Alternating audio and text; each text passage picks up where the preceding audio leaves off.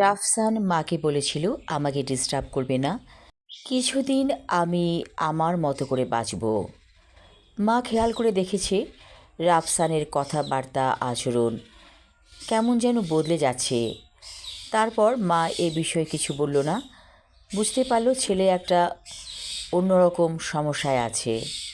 রাফসানের মা বলল, ঠিক আছে, আমি ডিস্টার্ব করব না। সেদিন শুয়েছিল রাফসান বিছানাতে। হঠাৎ করে একটা মৃদু কম্পন মাথার মধ্যে হচ্ছে।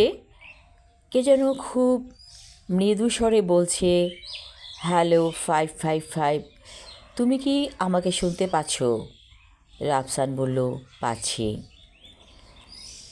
কণ্ঠস্বরটি বলল, এখন তুমি আমাদের জগতে চলে আসবে, তোমার পৃথিবীর জগৎ থেকে অনেক দূরে। রাফসান বলল, ঠিক আছে, তোমরা যেমন বলবে আমি তাই করব। চোখ বন্ধ করে রাফসান শুয়ে আছে। ও দেখল অনেক সুন্দর একটা জায়গা। এখানে সে আরও একবার এসেছিল। সেই জায়গার বিল্ডিংগুলো আসলেই অদ্ভুত এবং প্রাকৃতিক দৃশ্য সত্যি মনোরম। কেউ একজন বলল, তুমি এই বিল্ডিংগুলো তৈরি করবে, এ কথা তো আমরা বলেছি। রাফসান বলল, আমি তো ইঞ্জিনিয়ার না, তাহলে কেমন করে পারবো?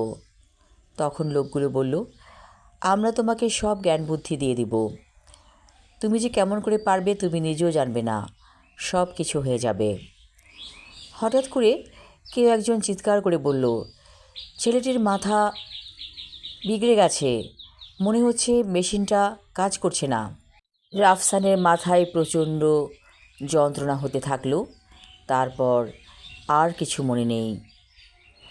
আবার মৃদুস্বরে কেউ যেন ডাকছে রাফসানকে। চোখ মেলে দেখল, এই মহিলাকে আগে কি তাকে কখনো দেখেছে? রাফসান চিনতে পারল না। রাফসানের মা বলল, রাফসান বাবা ওঠ, কতক্ষণ ঘুমাবি?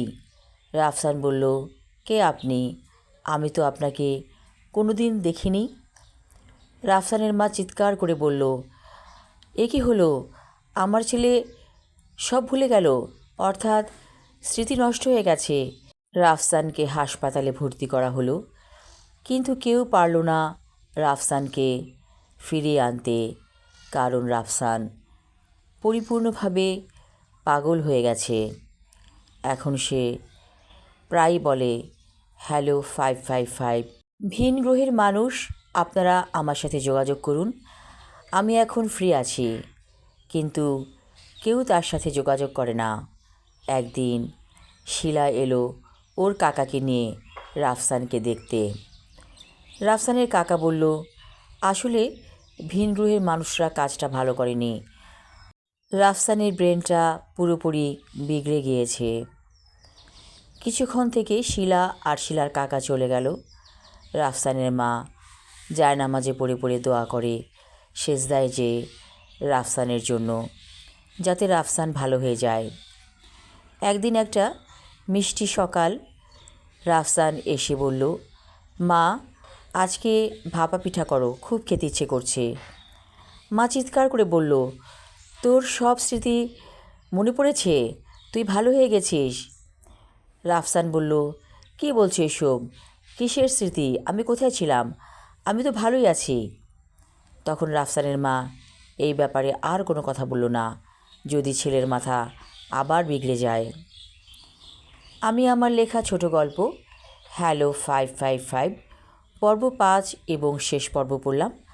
আশা রাখছি ভালো লাগবে। ধন্যবাদ।